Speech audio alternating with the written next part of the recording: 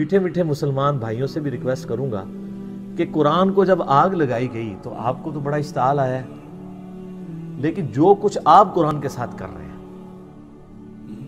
یہ کتاب زندگی تھی، کتاب ہدایت تھی، انہوں نے آگ لگائی ہے، آپ نے آگ لگائے بغیر اس کتاب کے اوپر پابندی لگا دی ہے، اسے جزدان میں لپیٹ کے سب سے اونچی جگہ پہ رکھا ہوا ہے جہاں سے کوئی غلطی سے بھی نہ اٹھا لے، اپنی بچیوں کی رخصتی کے لیے بچوں کو نیچے سے گزارنے اور پیپر دینے کے لیے بچوں کو جانے کا یہ ذریعہ بنایا ہوا ہے۔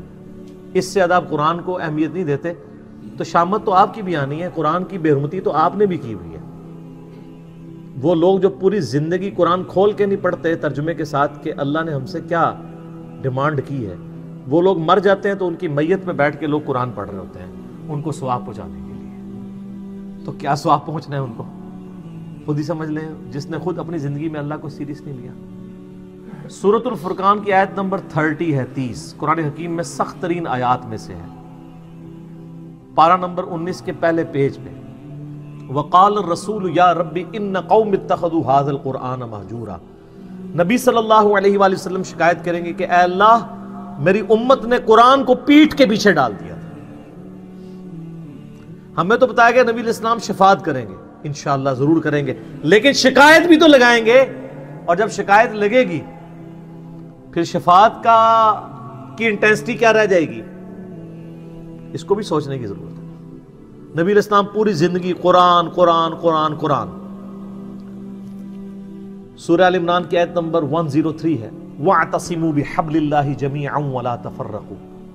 اللہ کی رسی یعنی قرآن، وہ غدیر خم کی حدیث ہے صحیح مسلم میں، انٹرنیشنل نمبر کے مطابق 6225 سے 6228 تک، اللہ کی رسی اس کتاب کو کہا گیا، مضبوطی سے پکڑ لو اور فرقہ واریت میں مت پڑو۔ مطلب یہ ہے کہ بائنڈنگ فورس امت کے لیے، فرقہ واریت سے نجات کے لیے قرآن ہے، تبھی کہا گیا نا کہ اللہ کی رسی کو پکڑو۔ بائنڈنگ فورس ہوگی تو پھر آپ علیحدہ نہیں ہوں گے نا۔ اور اس کو وائس ورثہ بھی کر لیں کہ جو اللہ کی کتاب کو چھوڑے گا وہ لازمی فرقہ واریت میں پڑ جائے گا،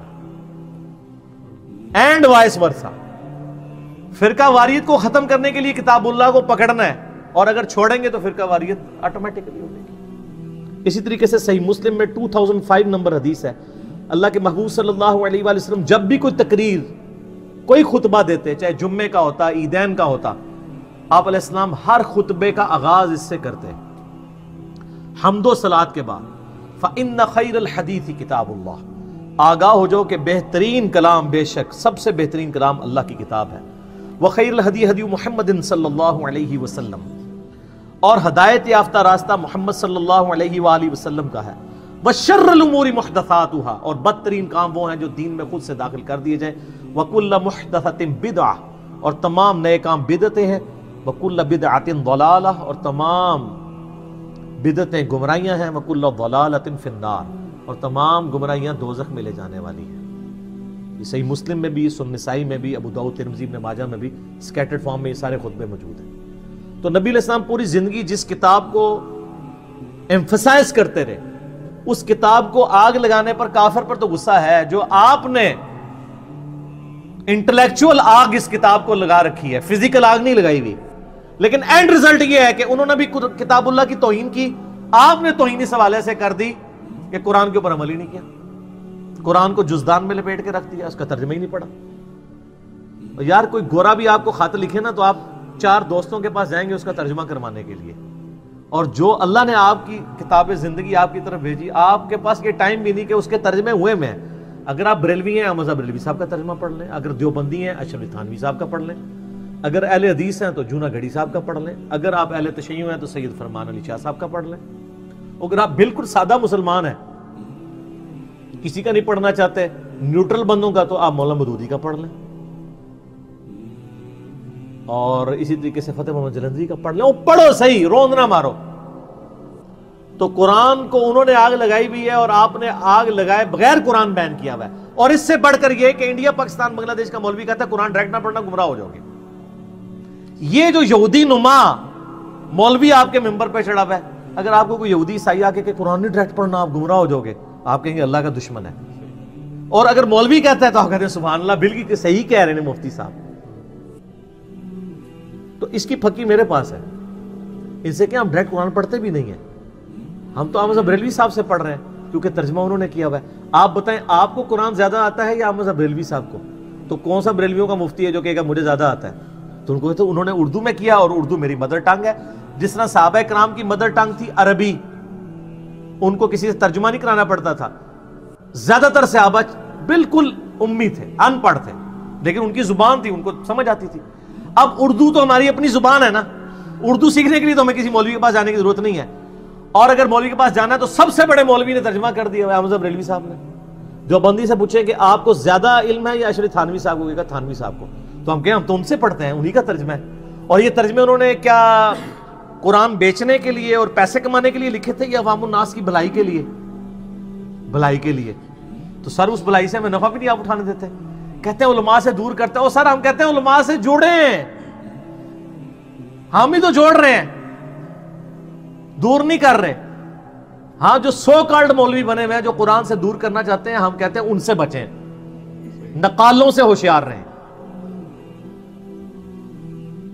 آج گورے کو قرآن کا ترجمہ انگریزی میں پڑھ کے ہدایت مل رہی ہے. 2007 میں کلنٹن پاکستان آئے، 2 دفعہ پریزیڈنٹ رہے ہیں امریکہ کے. میں نے خود جیو کے اوپر ان کی یہ ویڈیو دیکھی ہوئی ہے، یوٹیوب پہ بھی آپ کو امید ہے مل جائے گی. اسلام از دا فاسٹسٹ گروئنگ ریلیجن ان امریکہ. کیوں؟ وہاں کس حافظہ اللہ، کس رحمہ اللہ، کس آیات اللہ، کس دامت برکاتم عالیہ، کس مدہ ذلہ کی دعوت پہنچی ہوئی ہے. قرآن کا ترجمہ جب 2001 میں ٹوئنز ٹاور کے اٹیک کے بعد اسلام کو ملائن کیا گیا، لوگوں نے اسلام کو سٹڈی کرنا شروع کیا، اسلام کی طرف مائل ہو گئے. اور بخاری مسلم میں حدیث ہے، نبی صلی اللہ علیہ وآلہ وسلم نے فرمایا اللہ تعالیٰ نے ہر نبی کو کوئی نہ کوئی معجزہ دیا تھا، اور مجھے اللہ نے وحی کا معجزہ دیا ہے. نبیوں پر ایمان لانے والے لوگوں کی تعداد ڈیپینڈ کرتی تھی اس نبی کو دیے گئے معجزے پر. مجھے اللہ نے وحی کا معجزہ دیا ہے. میں اللہ سے امید کرتا ہوں سب سے زیادہ متبعین قیامت والے دن جنت میں جانے والے میرے ہوں گے، کیونکہ میرا معجزہ سب سے بڑا ہے. اور بخاری مسلم میں حدیث ہے، آپ علیہ السلام فرمایا جنتیوں کا نصف امت محمدیہ سے صلی اللہ علیہ وآلہ وسلم. جامعہ ترمذی اور سنن ابن ماجہ میں حدیث ہے، نبی صلی اللہ علیہ وآلہ وسلم نے فرمایا جنتیوں کی 120 میں سے 80 صفحے میری امت سے ہیں، قرآن کی وجہ سے. یہ معجزہ. پھر صحیح مسلم میں جو 2950 نمبر حدیث ہے، حجۃ الوداع کی ڈیٹیلڈ حدیث، امام باقر علیہ السلام نے جابر بن عبداللہ سے جو روایت کی ہے، امام محمد باقر بن علی بن حسین بن علی، یعنی امام حسین کے پوتے تھے، امام جعفر کے والد. جابر بن عبداللہ سے وہ روایت کرتے ہیں. اس میں الفاظ ہیں، بڑی لمبی حدیث ہے، کہ حجۃ الوداع کے موقع پر نبی علیہ السلام نے فرمایا تھا میں تم میں وہ چیز چھوڑ کے جا رہا ہوں کہ جسے مضبوطی سے پکڑ لوگے تو میرے بعد کبھی بھی گمراہ نہیں ہوگے، وہ اللہ کی کتاب ہے. مسلم شریف میں صرف اللہ کی کتاب کا ذکر ہے. ہاں ایک حسن درجے کی روایت ہے، اس کو سپورٹیو، وہ المستدرک الحاکم میں ہے، انٹرنیشنل نمبر کے مطابق 318 کتاب العلم چیپٹر میں، کہ میں اپنے بعد تم میں 2 چیزیں چھوڑ کے جا رہا ہوں، ایک اللہ کی کتاب اور دوسری اس کے رسول کی سنت صلی اللہ علیہ وسلم. ان کو پکڑ لینا، کبھی بھی گمراہ نہیں ہوگے. اور ظاہر ہے سنت کو ماننا قرآن کو ماننا ہی، قرآن نے ہی ہمیں سنت کی طرف ترغیب دلائی ہے نا. من یطع الرسول فقد اطاع اللہ، جس نے رسول اللہ کا حکم مانا گویا اس نے اللہ کا حکم مانا. قل ان کنتم تحبون اللہ فاتبعونی یحببکم اللہ، اگر تم اللہ سے محبت کرتے ہو تو پھر نبی علیہ السلام کی اتباع کرو، پھر اللہ بھی تم سے محبت کرے گا. تو حجۃ الوداع پہ بھی قرآن. پھر حجۃ الوداع کے بعد جو خطبہ غدیر خم کا، مدینہ شریف واپس آتے ہوئے خم نامی گاؤں میں آپ علیہ السلام نے خطبہ دیا. صحیح مسلم میں اوپر تلے 4 حدیث ہیں، 6225 سے 6228 تک.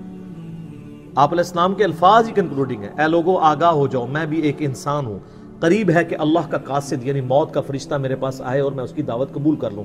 میں اپنے بعد تم میں 2 بھاری چیزیں چھوڑ کے جا رہا ہوں. ان میں سے پہلی چیز اللہ کی کتاب ہے، اس میں ہدایت ہے، اس میں نور ہے. تم اللہ کی کتاب کو پکڑو، اپنا تعلق اس کتاب کے ساتھ مضبوط کرو.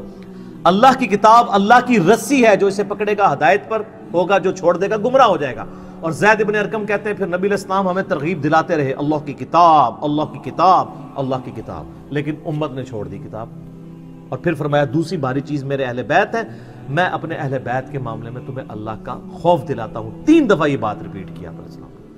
لیکن امت نے نہ قرآن کو پکڑا اور نہ اہل بیت کو چھوڑا، ساروں کو ذبح کر دیا. بالکل الٹ نصیحت پہ چلے. وہاں پہ بھی اللہ کی کتاب کو پکڑنے کا حکم تھا. پھر بخاری اور مسلم دونوں میں حدیث ہے نبی اسلام کے وفات والے چیپٹر میں عبداللہ ابن ابی اوفا سے کسی نے پوچھا کہ بتائیے کہ یہ وصیت کرنا کیوں ضروری ہے، کیا اللہ کے نبی علیہ السلام نے بھی وصیت کی تھی؟ انہوں نے کہا یہ وصیت کرنا اس لیے ضروری ہے کہ قرآن میں وصیت کا ذکر آیا ہے اور اللہ کے نبی علیہ السلام نے ہمیں قرآن پر چلتے رہنے کی وصیت کی تھی، یعنی وصی رسول کون ہے؟ کتاب اللہ۔ پھر صحیح مسلم میں حدیث ہے 1897، سیدنا عمر کہتے ہیں کہ میں نے نبی علیہ السلام سے خود سنا تھا کہ اللہ تعالیٰ اس کتاب کی وجہ سے لوگوں کو عروج دے گا اور اس کتاب کی وجہ سے ذلیل کرے گا۔ تو ڈاکٹر اقبال نے جواب شکوہ میں بھی کہا نا، وہ زمانے میں معزز تھے مسلمان ہو کر اور تم خوار ہوئے تارک قرآن ہو کر، یعنی تمہاری ذلت کا سبب جو ہے وہ قرآن حکیم کو چھوڑنا ہے۔ تو قرآن حکیم پہ تو اتنی زیادہ حدیثیں ختم نہیں ہوں گی۔ صحیح مسلم میں 534 نمبر حدیث ہے، القرآن حجت لک او علیک، قرآن قیامت والے دن یا تو تیرے حق میں دلیل بنے گا یا تیرے خلاف دلیل بن جائے گا۔ استغفر اللہ۔ سر جب قرآن کسی کے خلاف دلیل بن گیا اس کے پاس کیا سہارا رہ جانا بچنے کا؟ بخاری اور مسلم میں حدیث ہے نا، حدیث شفاعت ڈیٹیلڈ، اس میں یہ بھی الفاظ ہیں، نبی علیہ السلام فرمایا جب میں آخری دفعہ دوزخ کی طرف جاؤں گا نا تو مجھے بتایا جائے گا کہ اب دوزخ میں صرف آپ کے وہ امتی رہ گئے جنہیں قرآن نے جنت میں جانے سے روک لیا اور وہ کبھی بھی جنت میں نہیں جائیں گے۔ کون؟ انہ من یشرک باللہ فقد حرم اللہ علیہ الجنہ ومأواہ النار وما للظالمین من انصار۔ مشرک کو قرآن روک لے، ان اللہ لا یغفر ان یشرک بہ ویغفر ما دون ذلک لمن یشاء، بے شک اللہ شرک کو تو معاف نہیں کرے گا، اس کے علاوہ جتنے گناہ ہیں جس کے لیے چاہے گا معاف کر دے گا، وہ بھی اوپن لائسنس ہے۔ حتیٰ کہ بخاری و مسلم دونوں میں حدیث ہے، نبی علیہ السلام نے فرمایا اللہ تعالیٰ نے ہر نبی کو کوئی نہ کوئی دعا دی تھی جو اس نے دنیا میں ہی مانگ لی۔ حضرت نوح علیہ السلام نے مانگ کے اپنی قوم کے خلاف عذاب مانگ لیا، میں نے اپنی دعا اپنی امت کے لیے سنبھال کر رکھی ہے، میری دعا سے میرے ہر امتی کو نفع پہنچے گا سوائے اس شخص کے جس نے دنیا میں اللہ کے ساتھ کسی قسم کا شرک کیا۔ شرک is the most sensitive issue in the sight of Allah. البتہ دنیا میں توبہ کر لی پھر آخرت میں معافی ہے، بلکہ سورہ الفرقان کی آیت نمبر 70 ہے کہ جو دنیا میں شرک سے بھی توبہ کر لے گا ہم اس کے گناہوں کو بھی نیکیوں سے بدل دیں گے، لیکن دنیا میں، آخرت میں معافی ہے۔ تو قرآن یا تمہارے حق میں حجت ہے یا تمہارے خلاف۔ صحیح مسلم 534 انٹرنیشنل نمبرنگ کے مطابق۔ تو اب آپ کو وہ آیت سمجھ آئے گی جو میں نے ان احادیث سے پہلے بیان کی، وقال الرسول یا رب ان قوم اتخذوا هذا القرآن مہجورا۔ رسول اللہ شکایت کریں گے صلی اللہ علیہ وآلہ وسلم کہ اے اللہ میری قوم نے قرآن کو پیٹھ کے پیچھے ڈال دیا، والعیاذ باللہ تعالی۔ تو اس موقع پہ میں یہ ناروے والے واقعے کے بعد میں یہ کہتا ہوں کہ آپ لوگوں نے جو گمراہی کی آگ میں جھونکا ہوا ہے نا یہاں پہ امت کو قرآن سے دور کر کے، تو کام آپ بھی وہی کر رہے ہیں۔ انہوں نے فزیکل آگ لگائی ہوئی ہے، آپ نے انٹلیکچوئل آگ لگائی ہوئی ہے۔ اینڈ رزلٹ یہ ہے کہ اس آگ سے قرآن تو ختم نہیں ہوگا، لیکن جو آگ آپ نے یہاں قرآن سے دور کر کے لوگوں کو لگائی ہے، آپ کروڑوں لوگوں کو دوزخ کی آگ میں جھونکنے جا رہے ہیں، والعیاذ باللہ تعالی۔